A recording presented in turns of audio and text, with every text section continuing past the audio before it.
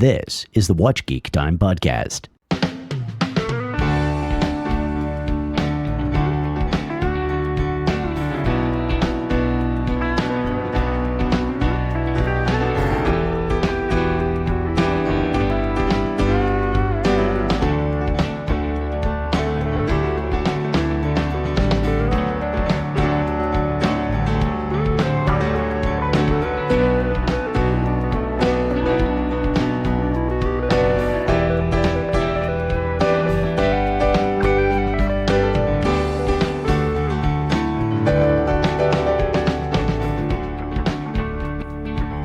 Hey everybody, Scott with Watch Geek Time, Tim with Independent in Time, independent.com. Scott, good to be back. It's always good to be back. You ready for another one? Sure. All right. Let's do it. As we start off, we always start off with what we're wearing. I'll go first today. Sure. Okay.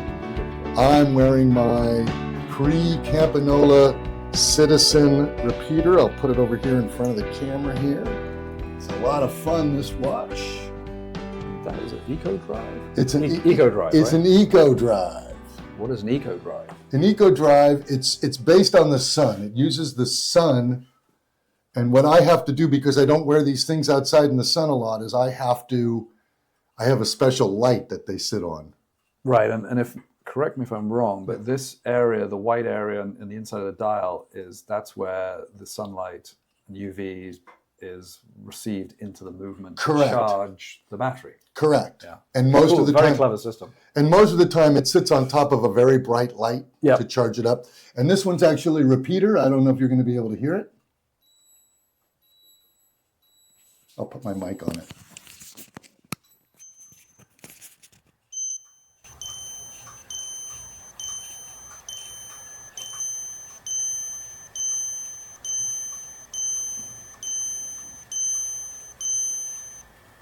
That sounded like 425 to me. Yeah. So 426 or something. Somewhere in there. A lot of people who have had a repeater know that in typical repeater fashion, it'll chime a single time for each hour, followed by a double chime for the quarters, followed by the number of minutes. So within that quarter. Within that quarter, very good. Unless it's a decimal repeater, and then it's on the tens, and then it's. But obviously at 11:59, this thing's chiming a lot, and you have a lot to keep track of. Just as a matter of history, minute repeaters were actually created for guys working in the mine. And what that means is it was too dark to figure out what time it was, so they had a little hammer that would bang on the bottom of the case. You'd slide a lever back, and that would charge up the spring for the repeater, and then the hammer would bang the bottom of the watch. And I think people that had sight problems enjoyed this too. And of course, before we just had a little light switch or an illuminated watch or clock. Love to hear where that story comes from. Mine? Well, that's what I was told. Like Patek Philippe. That sounds like created bullshit. Oh well, then okay. That's what I was. Okay, let's just realistically. You go ahead. You tell us where it really came. No, from. I don't. I'm not saying that I know exactly, but the reality of a mine worker needing that small. No, not the miner. The foreman. Yeah. The superintendent. Still, I think that's. My understanding is that, because these were expensive, they are still very expensive watches, if not some of the most expensive watches today. But it was a tool watch when it first came out. I'm going to find that for the next show. I'm going to show it to you because this is just something I happen to know. Okay. There was a hammer that would bang the bottom of the case. Yeah. Tell the guy who was in charge of all the miners. The timing, the hours, probably. Yeah.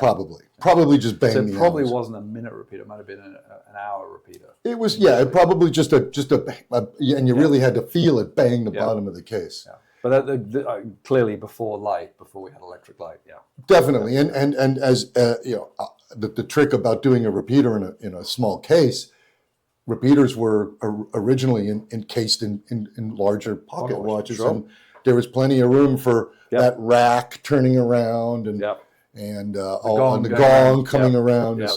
But let's talk more about that when we actually have a real minute repeater.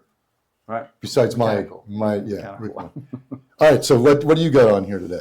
Well, inspired after the last week, I'm actually wearing the Ulysse Nardin Blue Surf. Oh, from last show. Yeah, Maxi Marine Diver. I rather like this watch. I haven't worn it recently, so I got inspired to wear it.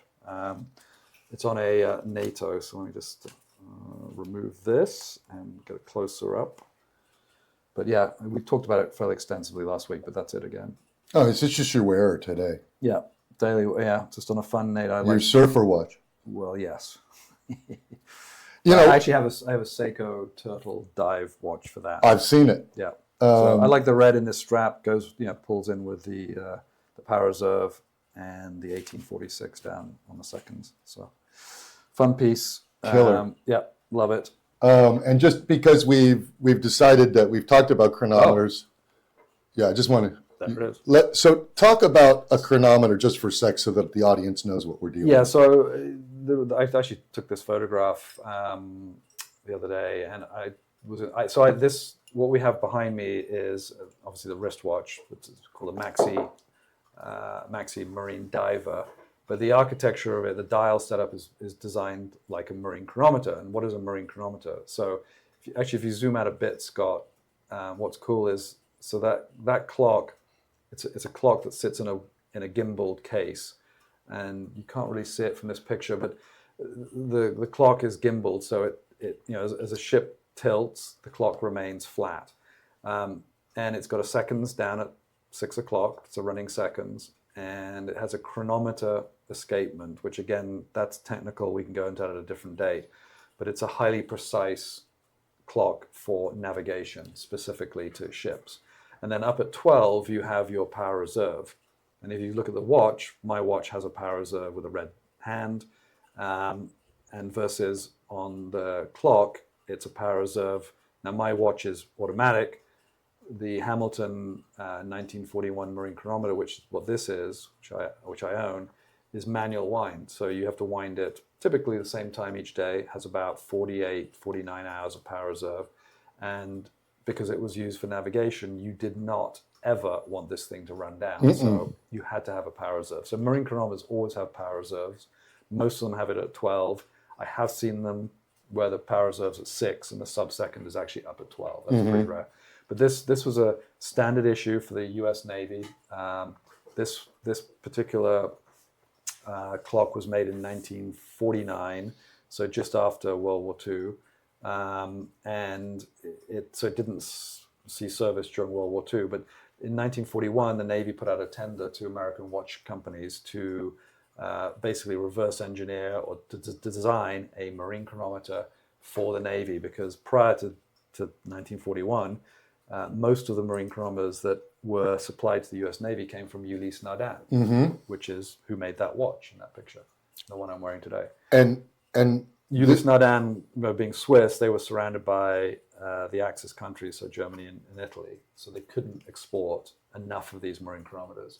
And this was long before we had satellite navigation, and so timing. That's an important point.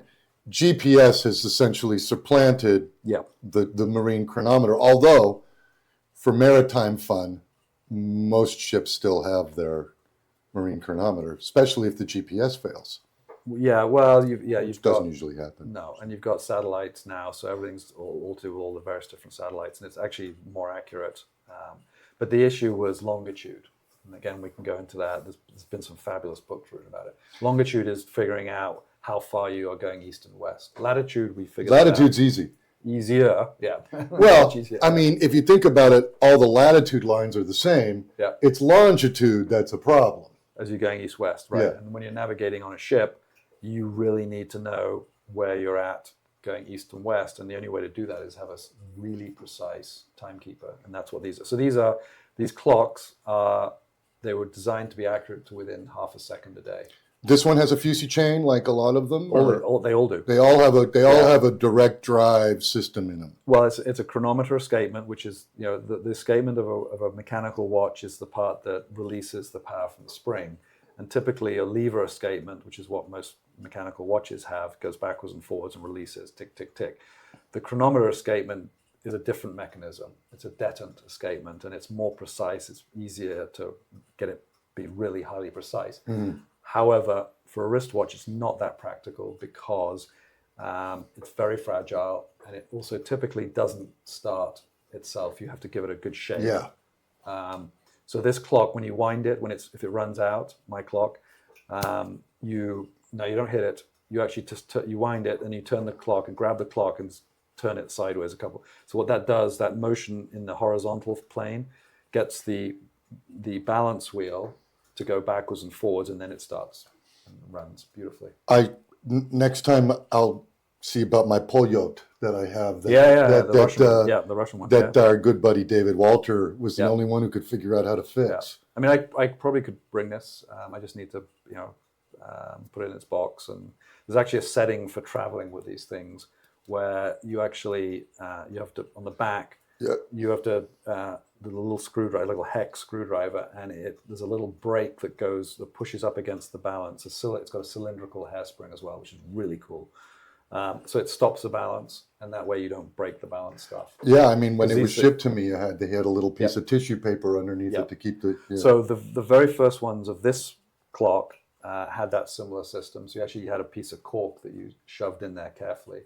And then they developed, because they were breaking too many balance stuffs, they developed a mechanism where you have a little hex screw, and it pushes, and it's rubberized, a little brake system against the balance steel to stop the balance wheel. It's interesting for a clock that its necessity is to be super robust and free of issues. It sure is fragile, which is why they never really left the ship. Yeah, you had to have 3 on the ship. So yeah, very cool.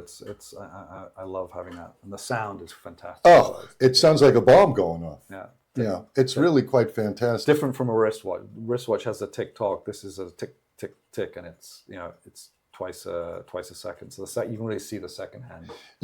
So it is actually almost like a single hertz, because it does go. Yeah. But I think they run at about. I'm thinking they run at 2.5 hertz. A lot of them, or at least 18. No, it's much slower than 18. It's 14. It's 2 beats per second. 14.4. Yes, something like that. Yeah. It may even be slower than that. 2 hertz. Yeah. Single hertz is 7,200 vibrations per hour. So 2 hertz, 14.4. Yeah. Okay. Cool. So what do we got here? So let's talk about this guy. This is a Martin Braun movement, uncased. Yeah. So this is a movement that Martin developed. Most of Martin's stuff is based on this movement, but then he modularizes it. So this is from the EOS, which is his. I'm sorry, not the EOS, the Celine. Yep. This is from the Celine. So if you turn this around, you'll see he developed his own moon phase system. So unlike, I call this the Mickey Mouse look, unlike a lot of moon phase watches where they have sort of a cartoonish moon that's moving in and out of an aperture, Martin actually developed a photorealistic moon, and this is what casts the shadow as it comes around, and behind the photorealistic. Behind the photorealistic, exactly. And if you're looking up around the top right there, as you pointed out, Tim, that's the pusher, right, to adjust the that little guy there, that little lever there. Yeah, he butts up against the quick set for the moon phase. For the moon Very phase, cool. exactly. Yeah, so this was Martin's his conceived movement called the MAB 88.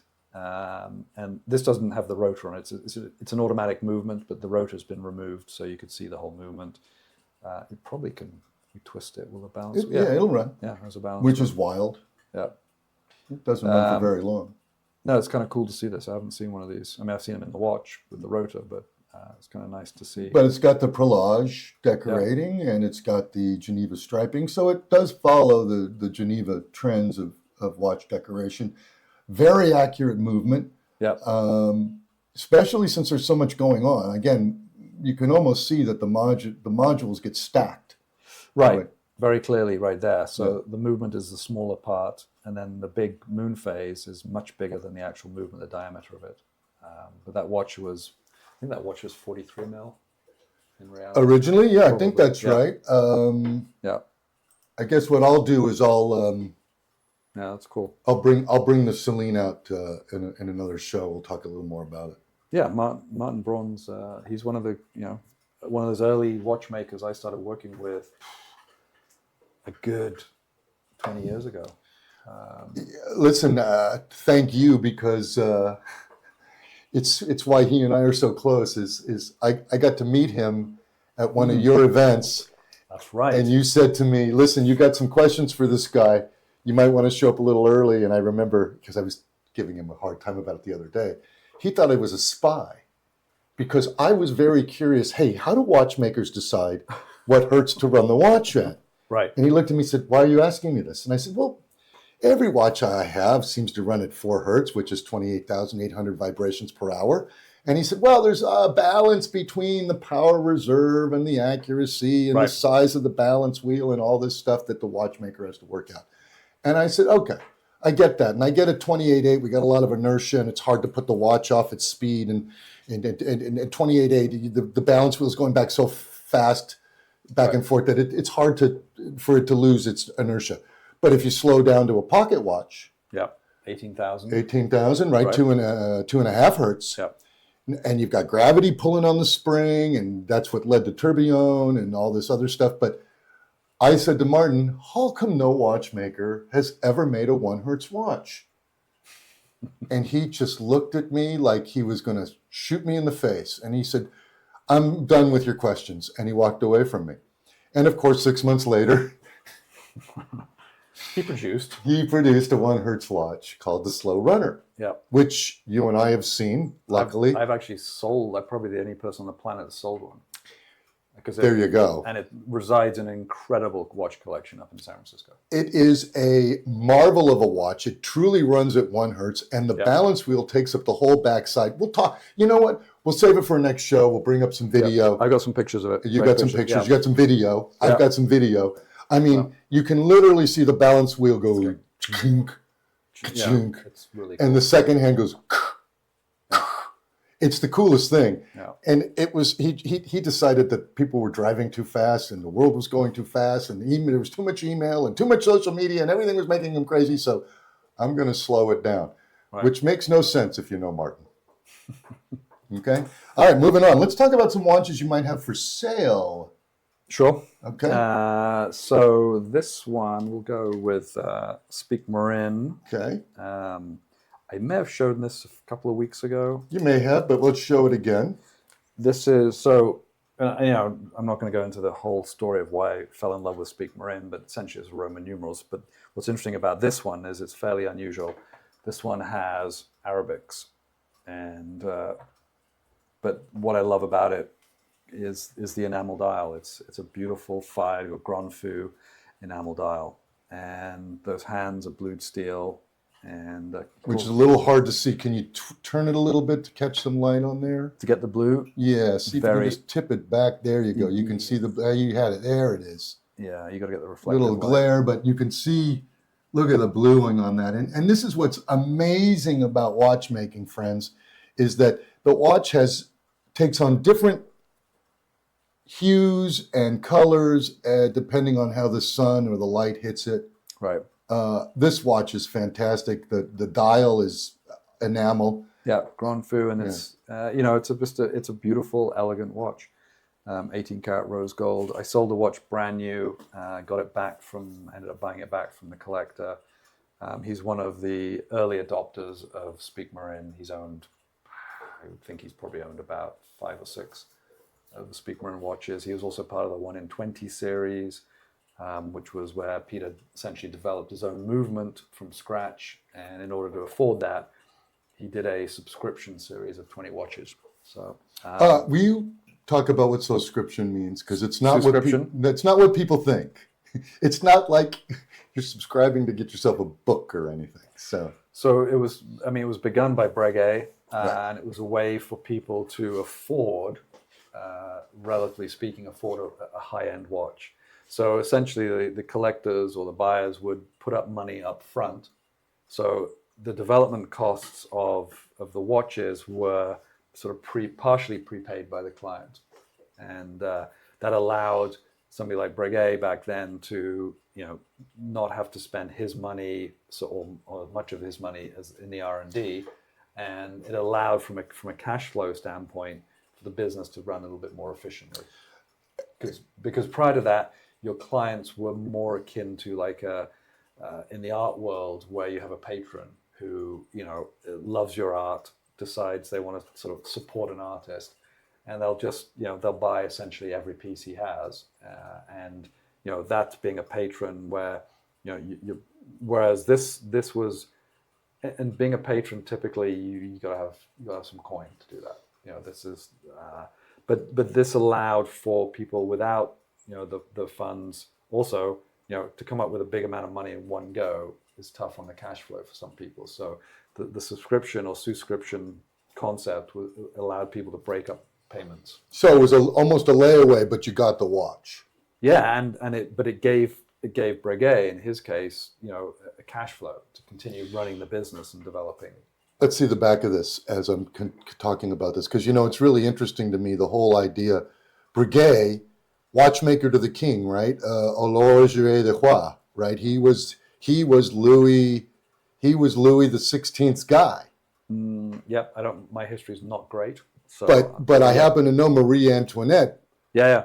Bought a lot of stuff from him. Yep. And then he became the watchmaker to the king. I'm going to maybe mess this up, but this was right around the French Revolution, the beginning of it. Yes. And because he was so tied in with the aristocracy, he was a target all of a sudden. He had to keep his head down. Keep your head down. And there's like the Montagnards or some. I mean, there's a whole thing floating around with the Jean. What's his name? God. Not Jean-Luc Picard, because he was the captain of the Enterprise. Where are you going? I don't know. I'm trying to think of the guy's name. The guy who was sort of the architect of the French Revolution was. My history is not good. In England, we did not. I'm drawing a blank for some reason, and I should know this. Jean-Paul something. Anyways, the story is that Breguet saved his life one night, and then the guy returned a favor by helping Breguet get his family out. Okay. Yeah, I'll figure out his name for next show. Right. Yep. So that's that watch. Beautiful Speake-Marin. Beautiful Speake-Marin. If you're interested in that watch, give Tim a call. Okay. All of his contact information will be in the show notes. The next piece, again, no, we haven't seen this one. No. It's, right here. It's one of these. So this is a watch. Again, I sold it brand new. I got it back from the original owner, and it's in remarkable condition. It's probably close to 20 years old, this watch, as I think about it. Maybe not quite. Really? It's probably 18 years old. Wow, in perfect shape. And looking at it, it probably could use a little bit of a cleaning with it. But what's a good rag to use on that? What's a good type of cleaning? Microfiber, but with this bezel, and getting in here behind the rivets. Can't be easy. Well, basically, what I need to do is I need to take the strap off. It's a spring bar. Got it. Get a soft, very very soft toothbrush, and just give it a good cleaning. Would help get that dust out of there. It's dust. Maybe it looks worse than it really is. But this is the Vianney Halter Classic, red gold. 115 of these were made over the course of about. Why 115? That's just the number that's. Yes, that's how many he made. He made 250 all told of the classic. This is the original classic. The image that you have behind us when we're talking shows this watch or one of these watches. Plus, it shows a newer version of the classic, which is a different watch. It's an updated, different movement. This is rose gold. I say there's 115 in rose, there's 101 in white gold, and 34 in yellow gold. And the hour chapter ring is... That's all hand engraved. That's, okay. Yeah. And that's German steel or... No, I believe it's brass and it's rhodium plated. It's not precious metal. In the Antica Perpetual, they are precious metal dials. Okay. And the decoration in the middle? But it's hand engraved. That's frosting. That's all done by hand. And then once the engraving is done, it's filled in with a black lacquer for the name and the numbers. Very the cool. hands are blued as well. Yeah, here you can get a bit better with the lighting. Right there. Yeah, there's Very really nice. beautiful blued steel hand. And again, look at the way the colors change as the light changes. It's one of the great things about watchmaking is the... So the lugs, these sort of T-bar lugs, they're attached to this. And the classic Halter DNA with the... And there's a rivet right there on the end of the lug Mm-hmm. in white gold. But the level, that bevel around the edge, I mean, this is a good picture, but if I get the pointer in here, right along that edge, that's anglage, if you will, done at an angle. Oh, 45 my goodness. right there. Yeah, look it's at that. reflecting dark right there. And then you've got brushed circular, graining on the edge, the vertical edge, and then you've got a bevel right there, and then you've got graining on the top.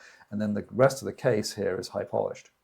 So, and Vianney does all the work, or... Yeah. Well, he and his very small team in his workshop do all that.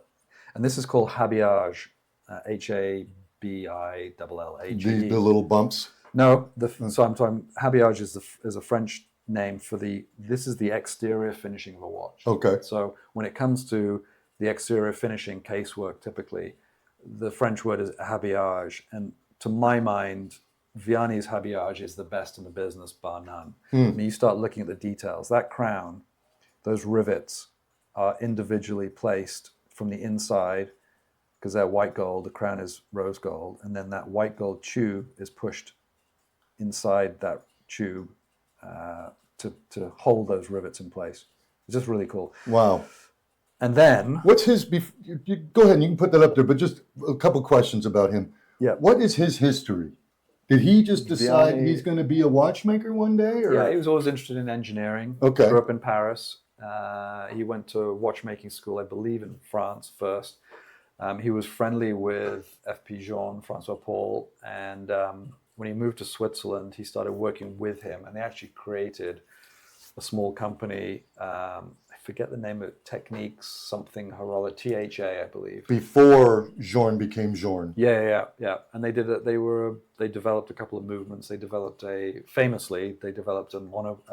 mono pusher chronograph that Ulysse Nardin used, Cartier used, and it's a lovely column wheel chronograph that Francois Paul and Vianney co-developed. And just a single push circuit one to start and stop and reset? It's a coaxial, so it's a pusher with the crown, within the crown. Oh, so it's a crown operated system. So it's a mono pusher, crown operated.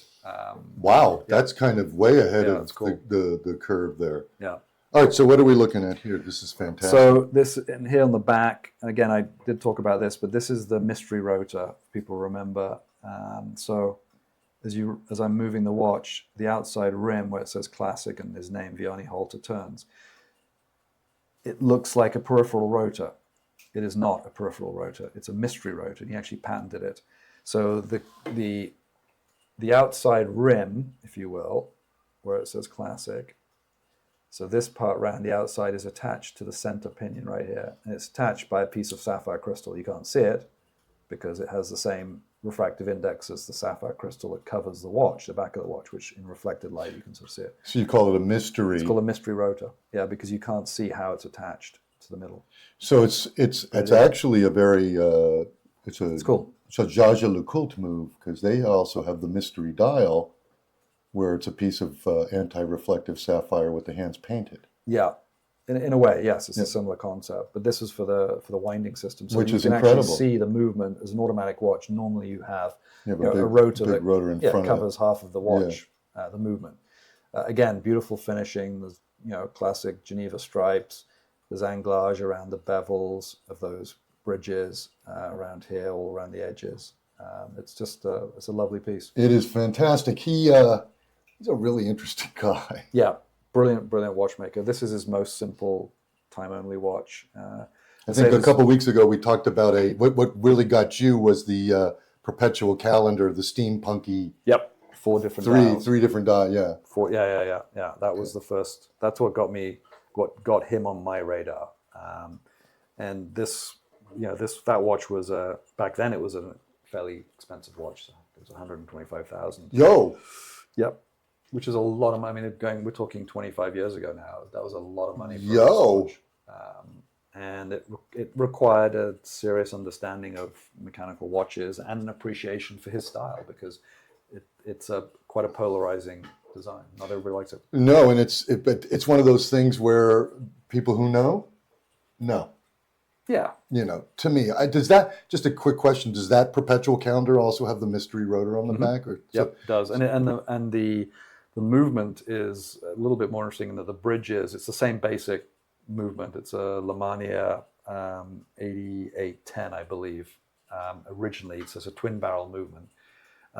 In the Antica Perpetual, interestingly, the bridges are solid. So all you have is a little opening for the balance wheel, and the rest of it is all Geneva stripes. And there's two bridges on the back, and they are so close together, you need magnification to see, the little line that runs down. And it's parallel to one of the Geneva stripes. It's very cool. Very cool. Yeah. All right. Well, those two watches are available. So again, I'll put the information in the show notes. Let's talk about yes, McGonagall. Yeah. And again, I think we talked about him. We did see the watch. But I don't think we talked about this, because I brought mine, which is actually sitting right behind, just to the left. I remember this picture. I had both. Oh, you're double wristing it here. Yeah, I can see the crown. Yeah. So this is the original Tusker, developed by John and Stephen McGonagall, and it was a remarkable watch in that their very first watch was a tourbillon, exquisite. But the movement was based on a Christophe Claret Eboche, the engineering of it. This watch is their movement from scratch. There's nothing in this watch that is found anywhere else on any other watch. Even a hairspring?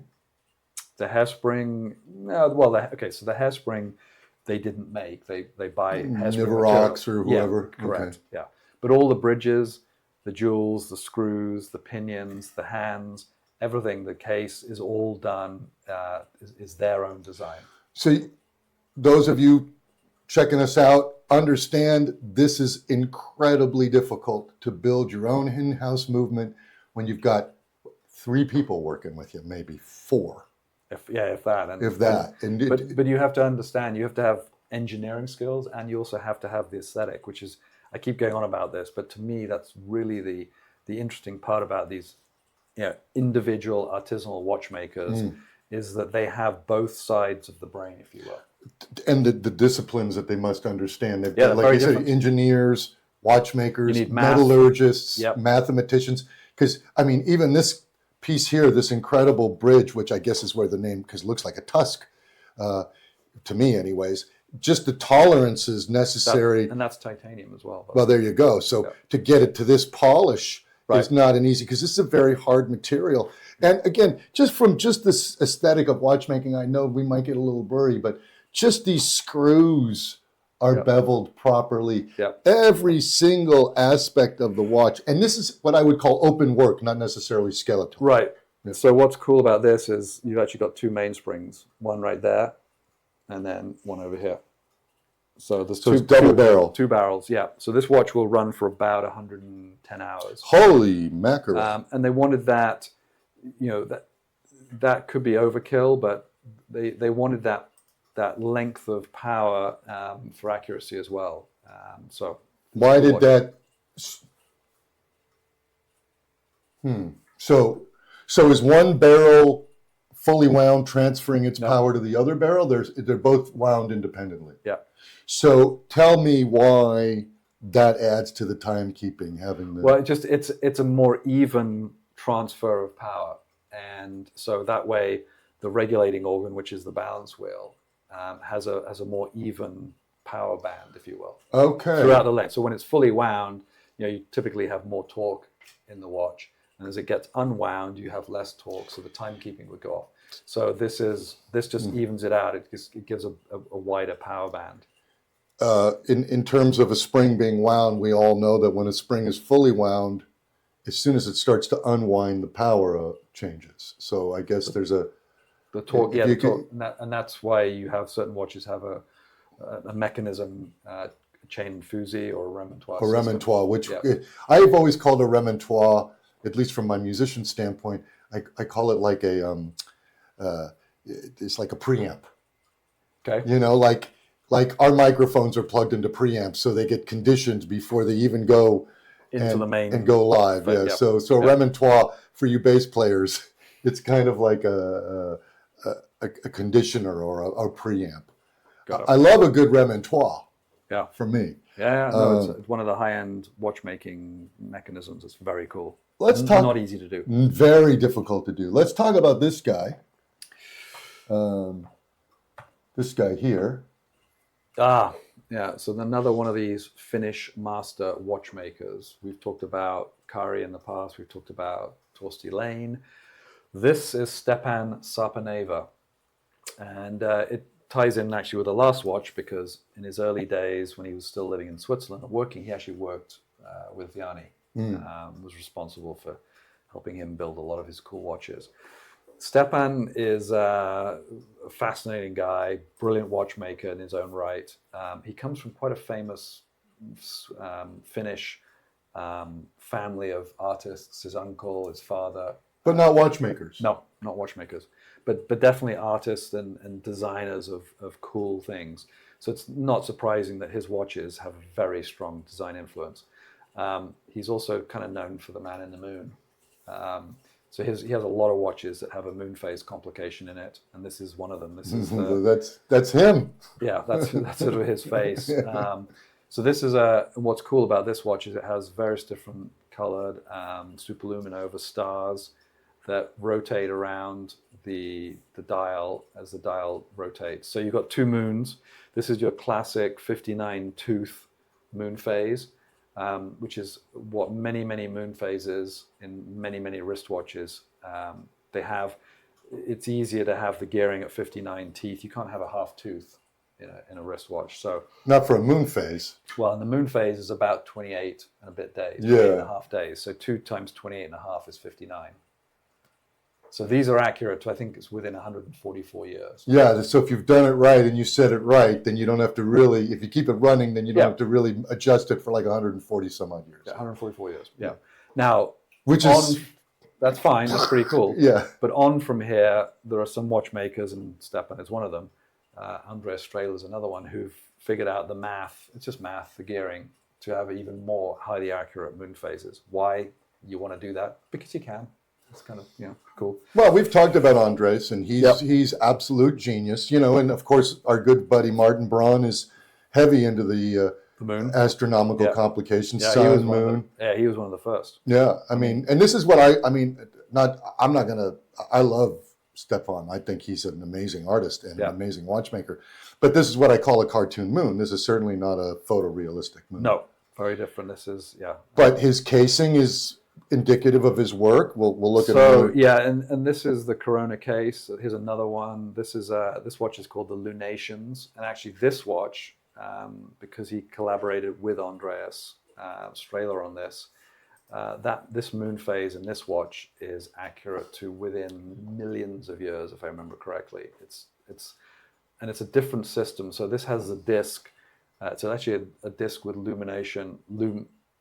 loom on the back, so that right now you're seeing the sort of the man in the moon depiction on a piece of I suppose it's the best description would be it's fiber optic. So it's transferring from behind the white disc, which you'll see the back of the watch in one of these images. So that white disc slides across the back to be a more accurate moon image, if that makes sense. No, it makes total sense, and I love the fact that it's open worked. Yeah, so you can see the mechanism on the front. There's the back. So you'll see again the two moon discs on the back, and they're showing right there. Yeah, so there's all the gearing on the back, and also a pointer, that blue pointer. And the numbers around the bezel are the actual days of the moon phase. Yeah. So highly accurate. This one designed with Andres. Yeah, which is amazing. And this is his Lunations movement. This was his first, full movement himself that he developed. Is Strehler Finnish also? No.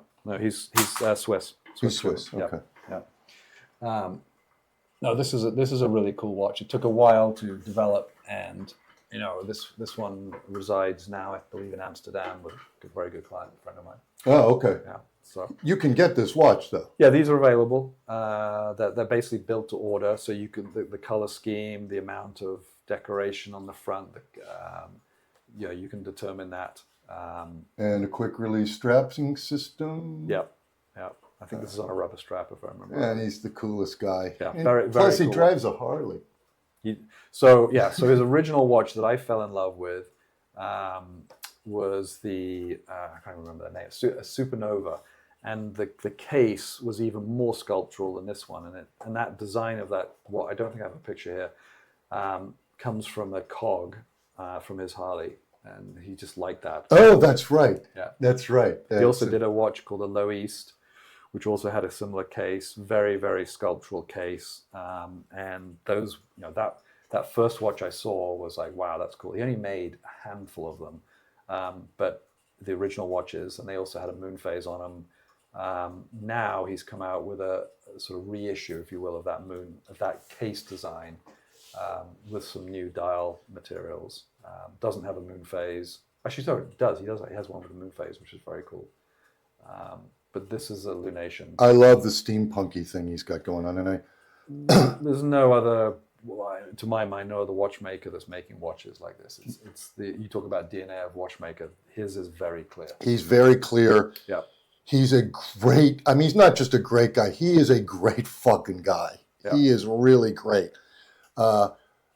If you have ever the chance to go to one of these shows, like the Basel Fair, which maybe isn't around for much longer, but some of the other shows. Yeah, Geneva now. Yeah. Geneva show. Seek out the independents. They are great guys. I'd rather see you as a watch collector. Speak with Tim. He'll hook you up with these people. There's a few of them I know. Mm-hmm. You really almost have to be introduced to them before they take you seriously. But this guy, he's a sweetheart. He really is a special dude. So yeah, no, his watches have gained quite a recognition in the collector community. And again, it's like Vianney in a way. They're not for everybody, and he's used that tagline. That they're not for everybody. Yeah, no, because he suffers very few fools, as I would say. Yeah, I don't think he's got a lot of patience for people that are being silly. Yeah. But his watches, they're brilliant, and they certainly appeal to those that like it and get it. But it isn't for everybody, and he's fine with that. No, listen. He wants somebody to have something that they're happy with. Yeah. So, and gets what he's doing, and his appreciation for that. Are we staying in fairly close to Scandinavia, or are we going a little south? We're going to go a little south, and we'll talk about these guys. Let me see what I got here. So we've already talked about one of the, there are two sets of brothers in the independent watch world. We got the Irish brothers. We got the McGonagalls, and then we've got these guys. Grunefelds. And these are two more great guys. Tell us about this one. So Tim and Bart are the two watchmakers, two brothers. They come from a watchmaking family in Oldenzaal in eastern Holland or the Netherlands, quite close to the German border. This watch here, this is called the Parallax Tourbillon, and it's a remarkable, brilliant watch. And I managed to... I think I have a video here, right? Yeah, there's a video of it. It's going to take it a sec. There it goes. Yeah. So, I mean, it's just an exquisite watch. It's got a power reserve. It also, like its predecessor, which is the One Hurst, and we may well show that next. Okay. The crown, so that dial, this is not a good video. There we go. That dial next to the crown is an indicator of where what setting the crown is on. So you could have it on the setting, and you can have it on winding. Oh, so that arc there. Yeah, so it's on. So it's in winding mode now. So you push you push the crown in, depress the crown, and it flicks. That flicks between winding and setting. Yeah, so you can see it there. So when it's in the winding setting, you've got a power reserve on the left-hand side at around 10 o'clock. So you can see the how much it's wound. This one is fairly wound down, but you wind it. So it's a manual wind watch, and then if you want to set the time, which is in the small dial. You push the crown again. Push the crown. That indicator will flick to S for setting, and then you can set the hands. So you don't actually pull the crown? No, there's no pulling the crown. It doesn't pull. It doesn't pull? No. So that's the parallax tourbillon. It's exquisite. Yeah, fantastic. And then this was a predecessor to it. This is called the 1 Hertz. Your favorite. It's probably my favorite, of all the Gronefeld watches. It also has the same, so it has the same set and winding correct. system. Yep. Okay. And this has a big second hand. And why was this cool? Well, because it has 2 trains in this watch, a train for the seconds and a train for the time. And it's got a power reserve over there at 11 o'clock. So the small time, hours and minutes up at 12. And you have this big second hand. And the back of this watch, and I hope I have a... Let's see if we have the picture. Nope, we don't. Oh. No, we don't have the picture of the back. Top right. Is that it? Hold on. Top right in that. Yeah, he'll get there. I'll get there. Technical hitch. There it is. There it is. This is the back of the movement. So again, here you can see the 2 barrels. So with the mainsprings, and it's a little... So here's a barrel. Yeah. And here's a barrel. Yeah. Okay. Yeah. And talk about this bridging. I mean, look at the bridges. So these are actually stainless steel, and they're beautifully hand beveled. They're in the shape of a Dutch gable, which is what you find in the Dutch houses. It's very, very sort of traditional. They wanted to have that, but they're also made of stainless steel, which is interesting. Different material than most people use. Much harder. Requires many, many hours to do the bevel work on that watch. And I remember in Basel World, Bart and I were sitting there having a conversation, and he sketched out on a piece of paper kind of the concept of having the 2 barrels and the 2 different trains. He didn't tell me what it was going to look like, but he said, this is the watch we're working on. And this was their very first in-house movement watch, because again, their very first watch was I think it was called a GTM or GM06. It was a minute repeater tourbillon. So a highly complicated. For their first watch. Yeah. It was a lot of money as well, because it was a minute repeater tourbillon. Finished to the And they made, what, 6 of them? I don't even think they made 6. They didn't get there. I don't know if they ever made that many. I think, to my knowledge, they made 3 or 4 of them. But that's a serious patron coming to them and saying, I want this. Yeah. And is it the same design tech as the parallax? No, completely different. Okay. So this watch and so the 1 Hertz and then the subsequent watch, which was the parallax, were their movements developed, designed, nothing else like them. The minute repeater tourbillon was again kind of like the McGonagall's are saying. It was a Christophe Claret Eboche that they started with, and then they developed the tourbillon for it. And so Bart and Tim, when they used to work, so they moved back to their native Holland, the Netherlands, the town that they grew up in. Their father was a watchmaker there. He looks after the town clock. And they will take that over as time goes on. They're 3rd generation, aren't they? I think they're at least 3rd, if not more. But when they were living and working in Switzerland, they worked at various different companies, but one of them was Renault and Papy, and their specialty was, one of them did minute repeaters and the other one did tourbillons. So that's why their first watch was a minute repeater tourbillon. And working for Renault and Papy, which to me is like Audemars Piguet's Skunk Works. Yeah, absolutely. A lot of the very, very high-end, complicated watchmaking comes out of R&Ps. Yeah, extraordinary stuff. You can go visit Audemars Piguet, but they won't let you go into Renault and Papy. No. It's But you can visit. Tim and Bart are great guys. They're really fun. If you ever get to Holland, the Netherlands. I can help you get that set up and go and visit them. They like to drink beer, my friends. Yeah, they do. And they drink out of, as Tim pointed out, they drink out of small glasses. Yes. This is even twice the size, I think. I think it keeps the beer cold. That's what they say. I don't know if it's true, but that's what they say. Yeah. Anyways, we've seen some cool stuff again today. If you liked anything that you saw that's not in Tim's personal collection, give Tim a call. He'll hook you up. If he's got it in stock, he'll really hook you up. If he doesn't have it in stock, he'll hook you up with the watchmaker. It's Tim Jackson from IndependentInTime.com. I'm Scott Goldman of Watch Geek Time. We thank you for joining us again. Great to be here again. Thanks for having me. Always a pleasure, buddy. We'll see you next week. All right. Take care.